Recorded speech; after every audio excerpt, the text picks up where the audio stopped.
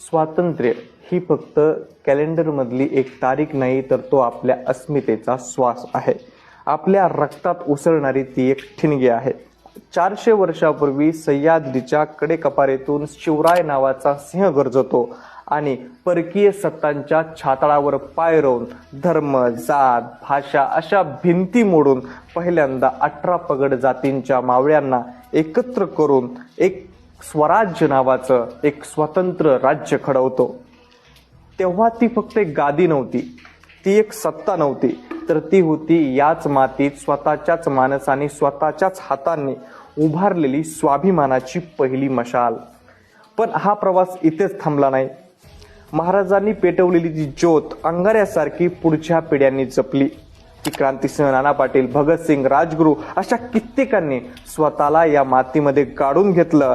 कित्येकांनी फाशीवर हसत हसत चढले, छाताळावर गोळ्या झेलल्या, ते फक्त एका स्वप्नासाठी, ते म्हणजे उद्याचा स्वतंत्र भारत. आज आपल्याला हे स्वातंत्र्य मिळून 78 वर्ष झाली, पण खरी परीक्षा अजून बाकी आहे. कारण स्वातंत्र्य फक्त मिळवायचं नसतं, तर ते जपायचंही असतं. आपण दररोज आपला इतिहास आठवतो का? आपल्या कृतींमधून तो स्वाभिमान दिसतो का? असे प्रश्न आपण विचारलेच पाहिजेत.